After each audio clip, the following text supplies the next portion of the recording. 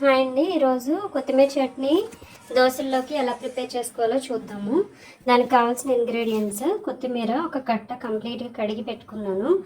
అలాగే మనకి కొత్తిమీర వేరుశనగ చట్నీ అండి ఇది.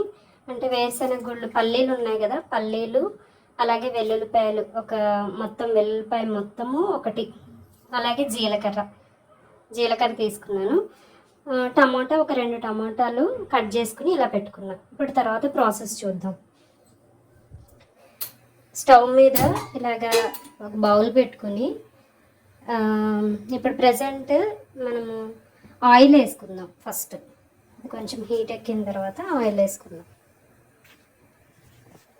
హీట్ అయిందండి ప్యాన్. ఇప్పుడు కొంచెం ఆయిల్ వేసుకుందాం దీంట్లో.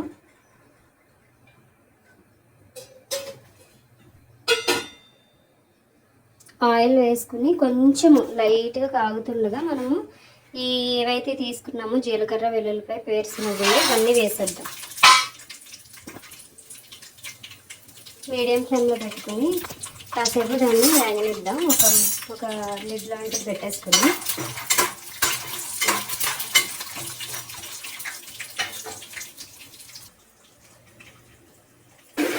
కొంచెము ఆ వేరుశనగ గుళ్ళు, పల్లీలు అవన్నీ వేయించిన తర్వాత లిడ్ తీసేసి ఇలాగ కొత్తిమీర కూడా వేసేసుకున్నాము. అలాగే టమోటాలు కూడా వేసేసుకుని కొంచెము ఇలా తిప్పుకున్న తర్వాత మనం దాన్ని మూత పెట్టేసి ఒక 5-10 మినిట్స్ అలా ఉంచేస్తే అది అయిపోతుందండి. కొంచెం టమాటాలు అవన్నీ మగ్గిన తర్వాత వేసేసుకోవచ్చు.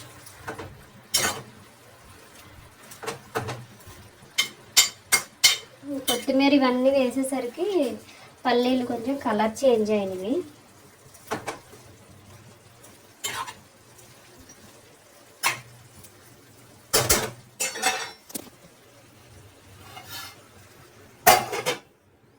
అలా లిడ్ పెట్టేసుకుని ఒక 5-10 మినిట్స్ అలా వదిలేస్తే అవి మెత్తబడిపోతాయండి. తర్వాత తీసుకుని మిక్సీలో వేసుకోవడం. ఇప్పుడు లిడ్ తీసి చూద్దామండి ఎంతవరకు వచ్చిందో. ఇది కూడా ఆల్మోస్ట్ రెడీ అయిపోయింది. మనం చట్నీకి అంత మరీ మెత్తపడాల్సిన పనేం లేదు. జస్ట్ ఇలాగ కొంచెం నలిగితే సరిపోతుంది. ఇది కొంచెం వేడి తగ్గిన తర్వాత మిక్సీలో వేసేయచ్చు. స్టవ్ అయితే ఆఫ్ చేసేస్తున్నాను. ఇలా అయింది కదా, కాసేపు ఆరబెడదాము. అలాగా లిడ్ తీసేసి ఇట్లా ఉంచామంటే ఆరిపోతుంది. అది కొంచెం చల్లారిన తర్వాత మిక్సీలో వేద్దాం. చల్లారింది కదండి, దీన్ని మిక్సీ జార్లోకి తీసుకుందాం.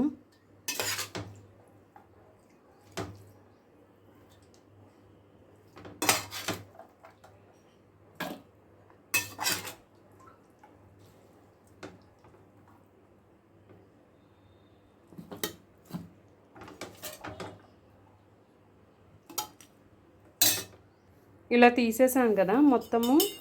ఇప్పుడు సాల్ట్ వేసుకుని కొంచెము ఇది మిక్సీ పట్టేద్దాం. ఇప్పుడు ఇలా అయింది కదండి, దీన్ని ఒక బౌల్లోకి ట్రాన్స్ఫర్ చేద్దాం.